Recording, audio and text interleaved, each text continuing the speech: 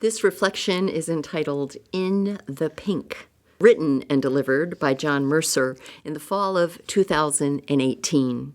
When I learned that he and Florence had lived in the Pink House, I wanted to hear all about it, and once they regaled me with the story, I asked if he would share it with the congregation, which he did, and I'll read now his words. In the Pink. I grew up in South Byfield in view of the Newberry Marsh and had for a mother an artist who showed me the subtle beauties of that marsh, its coloration, its wildlife, its possibilities, who taught me that Martin Heed painted their works of consummate beauty. There are lots of ways of looking at the Great Salt Marsh, but you can't look at it long without having to take into account the Pink House. I lived there for 2 years in 1973 and 1974 when I was 27 and 28.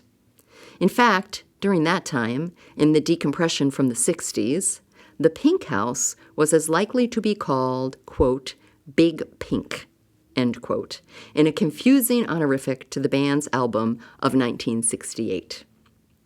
For me, the Pink House was a place of romance, a place where a close friendship transformed into the love of a lifetime.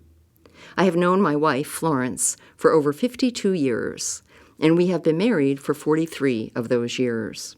And what happened in the 9 years between first meeting and marriage was a serious transformation, certainly affected by the bewitching powers of the house. Having been driven off Plum Island in the usual way in February of 1972, I decided in 1973 to rent a less exposed place by paying rent of $25 a week to Juliet Stott, the owner of the Pink House. After I moved in, Florence visited almost every weekend from Cambridge to Big Pink. We sometimes entertained there, memorably on one Thanksgiving when we had 10 at the table. I had communicated to the visitors that because of a high tide during their visit, they should park up behind my car on the tarmac road. They arrived near noon and followed my parking rules, and sometime after 4 o'clock, one of them looked out the window and called out, "Holy cow!"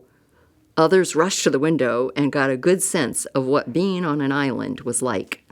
Salt water surrounded the house, and there was nothing for it except to wait for the change of tide. The house itself was built on 6 feet of fill and had a full cellar in which I never saw a drop of water.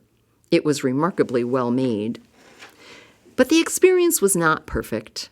High points like spending time with binoculars in the cupola, watching low-crawling duck hunters only a few feet from comfortably resting ducks, were balanced by the days that thousands of Canada geese made our parking area their new latrine. But finally, Mrs. Stott wanted to raise the rent to $26 or maybe even $30 a week, and I said, as kind of a threat, that I couldn't bear the raise. She then offered to sell it to me for $50,1974, but that collapsed on the issue of the saltwater plumbing. So that's my story. But there's another one, that it was built in 1922 as a result of an unhappy Newburyport divorce, as part of which the gent was required to build for his ex-wife-to-be a house on the model of their lovely inn townhouse. But little else was stipulated. So the Pink House, isolated on the salt marsh, plumbed in salt water and pink, pink, pink, was a so-called spite house, the nasty result of a sorrowful event. Spite house or love nest?